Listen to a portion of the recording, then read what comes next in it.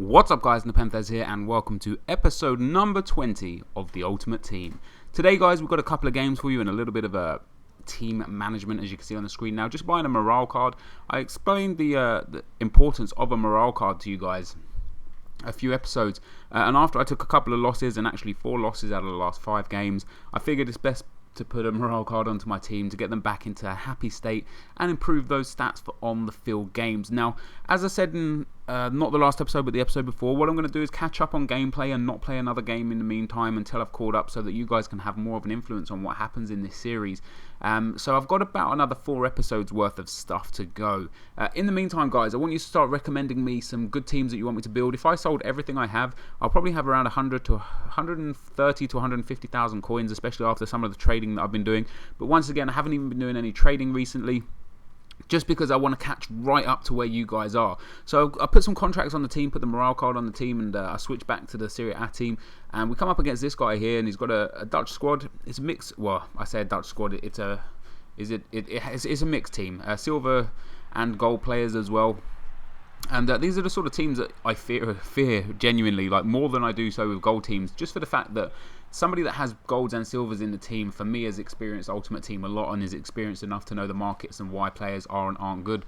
And that proved very, very true in this game. The guy takes a 1-0 lead, but Muriel comes back very early on to make it 1-1. And Muriel, for me, is one of the greatest players in this game, along with a couple of others that I've used, Darren Bent being one of them. Now, I do want to do a 5-star team. So what I wanted to do, and what I explained at the very, very beginning of this series, was incorporate everything into this sort of thing. So tips, tricks, hints, trading techniques, everything. So basically, I want to do a 5-star foot squad builder in the Ultimate Team. So it'd be, the Ultimate Team episode 25 squad builder, something like that, And I want your guys' input on that as well. So I want you guys to link me your favourite 5-star foot teams. I want as many players as possible to be 5-star foot. 5-star weak foot.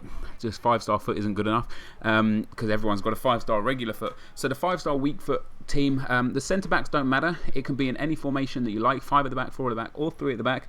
Genuinely doesn't matter. But basically, other than the centre backs, I want there to be everybody to have a 5-star weak foot. I'm not entirely sure if there are enough fullbacks to have a 5-star weak foot. If so, if there isn't, then be sure to do like a 3-5-2 or 3-4-3 or 3-4-1-2 or something like that. But this game here, guys, was an absolute goal fest. As you saw, I went 5-2 up, and that guy scores a pretty sick overhead kick with Wijnaldum. And it was very nice, to be perfectly honest with you. It was a nice overhead kick and made it 5-3. And I was confident in this game that I'd scored 5 goals anyway. But he pulls it back to 5-4, and we're getting in a bit of trouble now. The game's getting on a bit. I don't want him to nick that 5th goal and maybe equalise in the dying minutes. So did the only thing that I figured I could do, and that was to go down the other end and tap it in. I saw the guy at the far post there was wide open. Tried to cross it to him, but instead it bounced to Muriel there at the edge of the 6-yard box in front of goal, and managed to make it 6-4 to me. And at the end of the game there, I picked up 500 odd coins and a massive 10-goal thriller.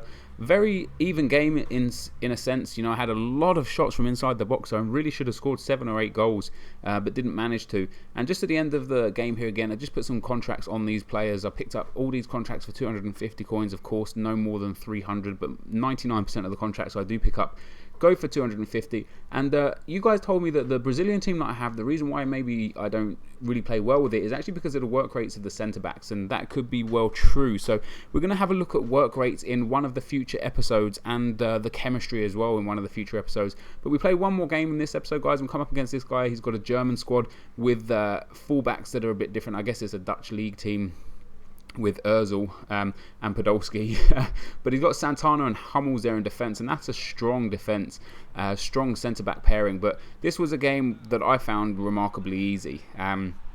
Muriel doing some work there. As I said, sometimes it's best for me to put this game down when I'm not playing good. Sometimes all the time pretty much it's best for me to just put it down and stop playing. But this is still that same day where I'd lost all those games. I actually played for like almost a whole day. I played probably about 20 games. And this game was no different. You know, there was a lot of goals scored in this game, a lot of goals conceded, and in the past games where I felt like maybe I wasn't good enough to win the game, and lost by, like, you know, a goal or two here or there after scoring loads as well, this was one of those games where I was just very comfortable in. Robinho scoring a real nice goal there, a nice McGeady spin inside, and then a ball roll around the last defender to make it 2-1.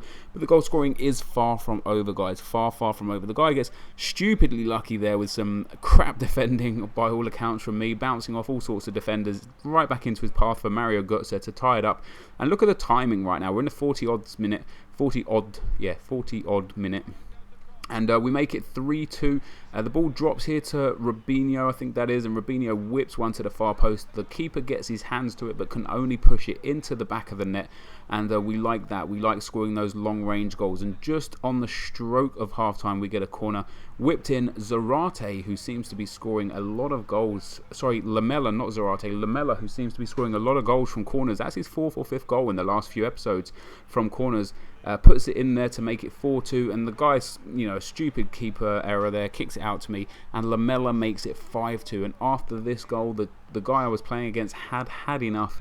His team, you know, as good as his team is, and I get a lot of recommendations to build the Bundesliga team, he just couldn't cope anymore. So he rage quit shortly after that goal there, and that brings us to the close of the episode. So if you did enjoy this, guys, be sure to leave a like, rating and comment, and subscribe to my channel if you haven't. I do put out daily FIFA videos, twice daily FIFA videos. So that puts us just 1 point away from promotion from Division 1. But, you know, can't really see me not getting there with the games left. As always, guys, thank you very much for watching, and I will see you next time. Cheers.